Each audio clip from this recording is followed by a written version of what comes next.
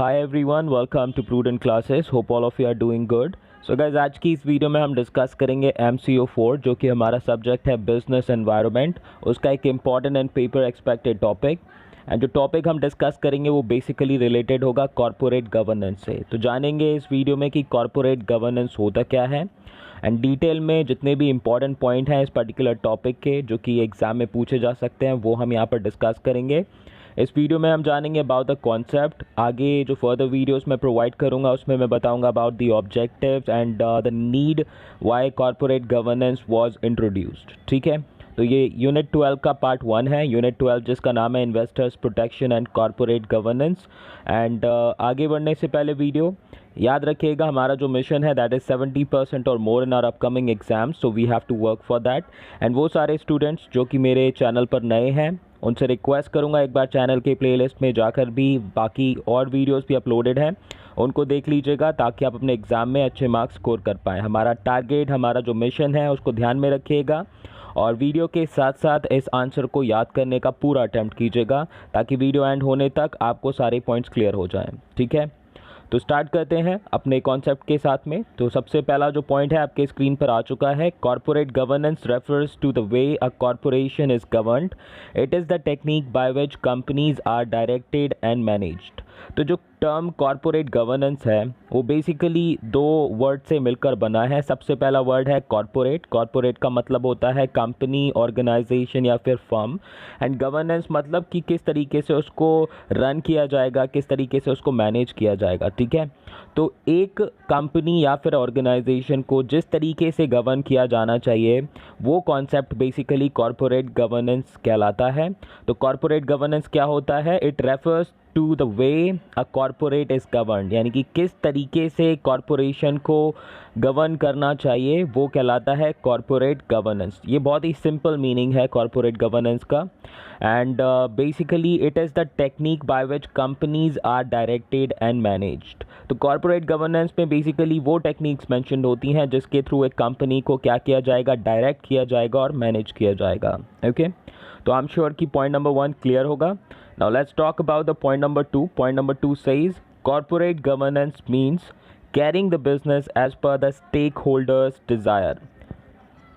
तो एक कंपनी की अगर हम बात करें तो एक कंपनी में बहुत सारे स्टेक होल्डर्स होते हैं। देखिए, शेयर होल्डर्स अलग होते हैं, स्टेक होल्डर्स अलग होते हैं। शेयर होल्डर्स जो कि शेयर्स खरीदते हैं कंपनी के, स्टेक होल्डर्स में और भी बहुत सारे लोग आते हैं जैसे कि एम्प्लॉयज़, जैसे कि मैनेजमेंट, जैसे कि आपकी क्रेडिटर्स, जैसे कि बैंक्स एंड फाइनेंशियल इंस्टीट्यूशंस। तो ये सारे लोग स्टेक होल्डर्स होते हैं। इवन सोसाइटी की अगर हम बात करें तो सोसाइटी भी स्टेक होल्डर होती है किसी भी ऑर्गेनाइजेशन की या फिर किसी भी बिजनेस की। तो कॉर्पोरेट गवर्नेंस का मतलब होता है कि जो अपना बिजनेस है आप स्टेक होल्डर्स जो हैं आपके कंपनी के या फिर ऑर्गेनाइजेशन के या फिर कॉर्पोरेट के, उनकी डिज़ायर के अकॉर्डिंग आप अपने बिजनेस को कैरी ऑन करें, आप अपने बिजनेस को रन करें या फिर कंडक्ट करें। Okay, I repeat, corporate governance का मतलब होता है कि अपने स्टेक होल्डर्स के डिज़ायर के अकॉर्डिंग या उनकी नीड्स या उनके इंटरेस्ट के अकॉर्डिंग आप अपने बिजनेस को रन करें। Okay, so corporate governance is actually conducted by the board of directors and the concerned committees for the company's stakeholders benefit। तो जो corporate governance है वो बेसिकली कंडक्ट किया जाता है कंपनी के बोर्ड ऑफ डायरेक्टर्स के थ्रू और जो कंसर्न कमिटी बनाई जाती हैं कंपनी में उनके थ्रू। और बोर्ड ऑफ डायरेक्टर्स हो या फिर कमेटी हो, इन सब का पर्पस होता है कि जो स्टेक होल्डर्स हैं उनको ज़्यादा से ज़्यादा बेनिफिट मिले, उनका इंटरेस्ट और उनकी डिज़ायर क्या हो, फुलफ़िल हो। तो ये बेसिकली पर्पस होता है कॉर्पोरेट गवर्नेंस का। जो गवर्नेंस है आपकी कंपनी की वो की जाएगी बोर्ड ऑफ डायरेक्टर्स या फिर कमेटी के द्वारा, लेकिन जो स्टेक होल्डर का डिज़ायर है, इंटरेस्ट है या फिर उनके बेनिफिट्स हैं उनको प्रायोरिटी दी जाएगी हमेशा। Okay, now next point says corporate governance is all about balancing individual and societal goals as well as economic and social goals। तो जो corporate governance का concept है वो basically balance करता है individual and societal goals को, यानी कि जो एक society के goals होते हैं और एक जो individual के goal होते हैं उनको balance करता है। अब यहाँ पर individual basically हमारी company है, ठीक है। तो जो company के goals हैं और society के goals हैं उनके बीच में balance establish करती है corporate governance। इसके अलावा economic और जो social goals होते हैं उनको भी बैलेंस करती है कॉर्पोरेट गवर्नेंस की कॉन्सेप्ट। ओके, तो आई एम श्योर कि ये तीनों पॉइंट्स सबको क्लियर होंगे। बढ़ते हैं नेक्स्ट स्लाइड पर। एंड इस पर्टिकुलर स्लाइड में डायग्राम के थ्रू दो इम्पॉर्टेंट पॉइंट्स डिस्कस करेंगे कॉन्सेप्ट के बारे में कॉर्पोरेट गवर्नेंस के। तो जो कॉर्पोरेट गवर्नेंस है वो बेसिकली क्या होता है, अगर हम वाइडर सेंस में बात करें तो वाइडर सेंस में कॉर्पोरेट गवर्नेंस का मतलब होता है the entire network of interaction in the corporate sector and its impact on the society as a whole. तो कॉर्पोरेट गवर्नेंस देखिए, अगर हम ब्रॉडर टर्म में बात करें तो उसका मतलब होता है वो सारा नेटवर्क कॉर्पोरेट सेक्टर का जो कि सोसाइटी पर इम्पैक्ट क्रिएट करता है। ठीक है, तो कॉर्पोरेट जो नेटवर्क है वो कंपनी के फ्यूचर को तो डिसाइड करता ही करता है, साथ ही साथ जो सोसाइटी है उसको भी इम्पैक्ट करता है। तो कॉर्पोरेट गवर्नेंस का पर्पस यही होता है कि अपना जो भी इंटरेक्शन है नेटवर्क का कॉर्पोरेट सेक्टर का, उसका एक पॉजिटिव इम्पैक्ट क्रिएट हो सोसाइटी पर, और इस तरीके से वो क्या करेगी, लॉन्ग टर्म में अपना बिजनेस भी सस्टेन कर पाएगी। तो that is what corporate governance actually is. Now एक सिंपल मीनिंग जानेंगे। So in simple terms corporate governance means accountability of the senior management towards the shareholders.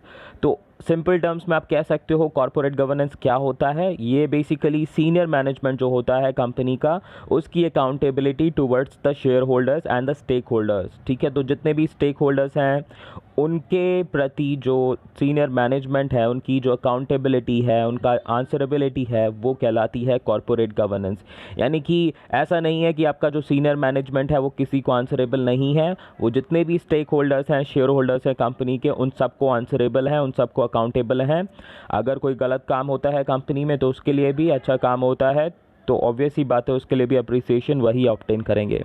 तो यहाँ पर हर किसी को अपनी रिस्पॉन्सिबिलिटी क्या करनी है, इंश्योर करनी है, और ये इंश्योर करना है कि किसी भी तरीके से कोई भी गलत काम ना हो ऑर्गेनाइजेशन में। अगर होता है तो उसके लिए सीनियर मैनेजमेंट या फिर आप कह सकते हो बोर्ड ऑफ डायरेक्टर या जो कमेटी बनाई जाती है वो रिस्पॉन्सिबल होगी। ओके, तो आप चाहें तो डायग्राम ले सकते हैं, पर डायग्राम का स्क्रीनशॉट ले सकते हैं एंड फिर फर्दर आगे हम पॉइंट्स डिस्कस करते हैं। सो नेक्स्ट पॉइंट आपके स्क्रीन पर आ चुका है। It says in the present day context the concept of corporate governance depends on complete transparency, integrity and accountability of corporate management with a focus on public interest and investors protection.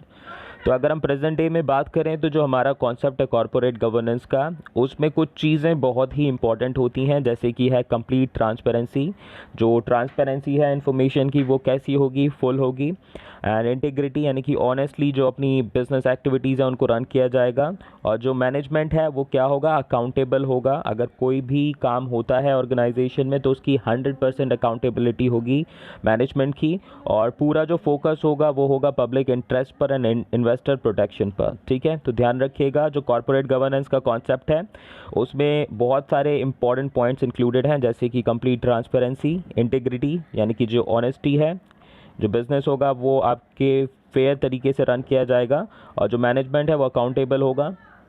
ठीक है, and इसके अलावा जो focus होगा वो होगा public interest पर and investor protection पर। Now the next point says corporate governance indicates a mixture of rules, regulations, laws and voluntary practices that enable companies to attract financial and human capital and thereby maximizing long-term value for the shareholders, besides respecting the aspirations of multiple stakeholders including that of the society. तो जो corporate governance है वो basically क्या होता है, ये एक mixture होता है रूल्स का, रेगुलेशंस का, लॉज एंड वॉलंटरी प्रैक्टिसेस का, जो कि कंपनीज को हेल्प करती हैं financial and human capital attract करने के लिए। आई रिपीट, कॉर्पोरेट गवर्नेंस क्या होता है, बेसिकली मिक्सचर होता है rules, regulations, laws and voluntary practices का, जो कि हेल्प करता है कंपनीज़ को financial and human capital attract करने में, एंड इसके साथ ही जो लॉन्ग टर्म वैल्यू होती है शेयर होल्डर्स के लिए उसको मैक्सिमाइज करने में हेल्प करता है। तो कॉर्पोरेट गवर्नेंस एक बहुत ही इंपॉर्टेंट कॉन्सेप्ट होता है जो कि शेयर होल्डर्स को बेनिफिट करता है, और साथ ही साथ जो सोसाइटी के अदर स्टेक होल्डर्स हैं उनकी एस्पिरेशंस को भी क्या करता है, रिस्पेक्ट करता है, सेटिस्फाई करता है। तो बहुत ही इंपॉर्टेंट कॉन्सेप्ट है। अगर हम प्रेजेंट कॉन्टेक्स्ट की बात करें तो प्रेजेंट कॉन्टेक्स्ट में अगर आप अपने customers and other stakeholders due ड्यू रेस्पेक्ट नहीं देंगे तो आपकी जो कंपनी है लॉन्ग टर्म सस्टेन नहीं कर पाएगी। तो इसीलिए जो कॉर्पोरेट गवर्नेंस का कॉन्सेप्ट है हर एक ऑर्गेनाइजेशन को फॉलो करना होता है। और बेसिकली क्या है, ये मिक्सचर होता है rules, regulation, laws and voluntary practices का। इसके अलावा इसके कुछ इंपॉर्टेंट एलिमेंट्स होते हैं जैसे कि कंप्लीट ट्रांसपेरेंसी, इंटीग्रिटी, अकाउंटेबिलिटी, और जो फोकस होता है वो public interest and investor protection पर होता है। यहाँ पर आप सिर्फ शेयर होल्डर्स की एस्पिरेशंस को ही नहीं, सोसाइटी के जो अदर स्टेक होल्डर्स हैं, चाहे वो कस्टमर्स हो, क्रेडिटर्स हो, बैंकिंग एंड फाइनेंशियल इंस्टीट्यूशंस हो, गवर्नमेंट हो या कोई और स्टेक होल्डर हो, तो उनको भी आप ड्यू रिस्पेक्ट प्रोवाइड करते हो। ठीक है, इवन एनवायरनमेंट को भी कंसीडर करते हो, जिसके लिए आपने देखा होगा कि कई सारे एनवायरमेंटल प्रोटेक्शन एक्ट्स लाए गए हैं जो कि हर एक ऑर्गेनाइजेशन को फॉलो करना मैंडेट है। तो आई एम श्योर गाइज यहाँ पर पॉइंट क्लियर होंगे। बढ़ते हैं अपने नेक्स्ट पॉइंट पर। तो उससे पहले एक डायग्राम देख लीजिए यहाँ पर। तो एक डायग्राम में देख लीजिए, यहाँ पर सीनियर मैनेजमेंट है ऑर्गेनाइजेशन का। ठीक है, तो वो कोई इंपॉर्टेंट चीज़ पर डिस्कशन कर रहे हैं, और दूसरी तरफ हमारे क्या हैं, स्टेक होल्डर्स हैं ऑर्गेनाइजेशन के। तो एक पॉलिसी डिसाइड की जाती है आफ्टर कंसीडरिंग कि जो ये पॉलिसी है वो हमारे स्टेक होल्डर्स के लिए बेनिफिशियल होगी, तभी उस पॉलिसी को आगे क्या किया जाएगा, आगे फर्दर प्रोसीड किया जाएगा। अगर वो पॉलिसी स्टेक होल्डर्स के लिए बेनिफिशियल नहीं है तो उसको नल एंड वॉइड कर दिया जाएगा पॉलिसी को। तो this is what corporate governance is all about. Corporate governance में जो भी आप डिसीजन लेंगे ऑर्गेनाइजेशन में, वो आप इंश्योर करेंगे कि उसमें जो स्टेक होल्डर्स हैं सभी का बेनिफिट हो, एंड उसके बाद ही उस डिसीजन को आगे प्रोसीड किया जाएगा। ओके, तो ये डायग्राम यहाँ पर हो चुका है। अब एक और डायग्राम के थ्रू हम लास्ट पॉइंट जो है इस पर्टिकुलर कॉन्सेप्ट का उसको डिस्कस कर लेते हैं। तो कॉर्पोरेट गवर्नेंस हमारा बेसिकली क्या होता है, it refers to a system by which companies are directed and controlled keeping in view the long term interest of its stakeholders. Stakeholders में कौन कौन आता है, shareholders, employees, creditors, customers and society.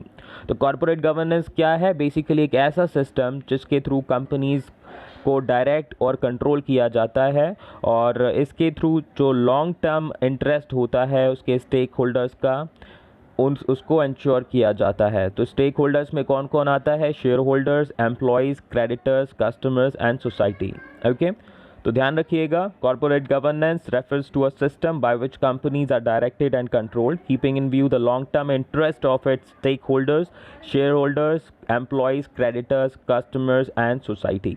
तो guys यहाँ पर हमारे जितने भी इंपॉर्टेंट पॉइंट्स थे इस पर्टिकुलर कॉन्सेप्ट के वो डिस्कस हो चुके हैं। आई एम श्योर कि आपको पॉइंट्स याद हो चुके होंगे। एंड वीडियो अच्छा लगा तो लाइक कीजिएगा, और जितना हो सके अपने दोस्तों के साथ शेयर भी कर दीजिएगा to support my channel. And आगे भी मैं ऐसी वीडियोस लाता रहूँगा, तो वीडियोस के नोटिफिकेशन पाने के लिए आप सब्सक्राइब ज़रूर कर लीजिएगा और बेल आइकन प्रेस कर लीजिएगा। बाकी मिलते हैं नेक्स्ट वीडियो में, तब तक के लिए थैंक यू सो मच। आपको अगर किसी भी वीडियो पर मतलब किसी भी टॉपिक पर अगर वीडियो चाहिए तो आप कमेंट में मेंशन कर सकते हैं, I will provide you that. So thank you so much and perform your best in your exams. Bye bye.